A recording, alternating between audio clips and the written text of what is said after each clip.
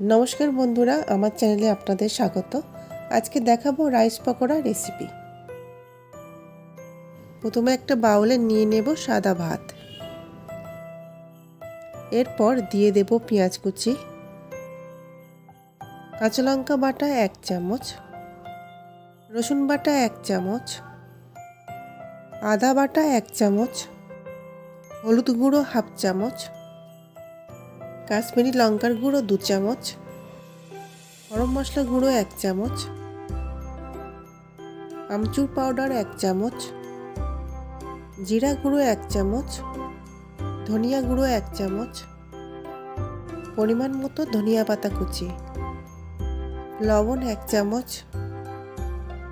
4 চামচ বেসন দিয়ে ভালো করে মাখিয়ে নেব।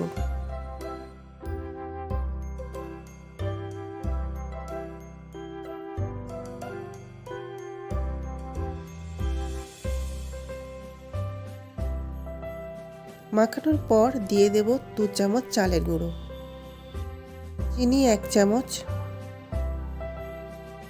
রিফাইন্ড অয়েল দিয়ে আবারও মাখিয়ে নেব।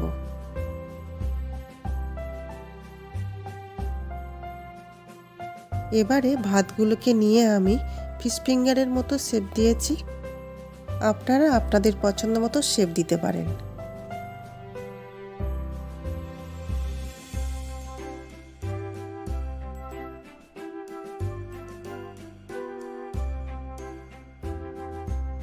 ভাতগুলোকে শেপ দেওয়া হয়ে গেলে একটা বাটিতে 2টো ডিম ফাটিয়ে নেব।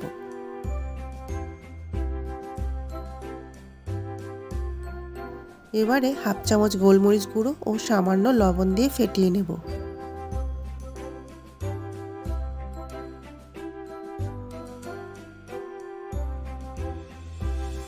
এরপর রাইসের শেপগুলোকে নিয়ে ডিমের ব্যাটারে ডুবিয়ে ব্রেড ক্রাম্বস মাখিয়ে নেব।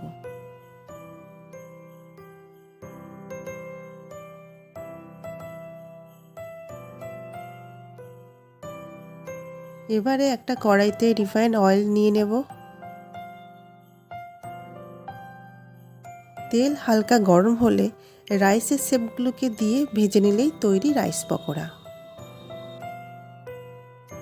ভিডিওটি ভালো লাগলে কমেন্টে অবশ্যই জানাবেন।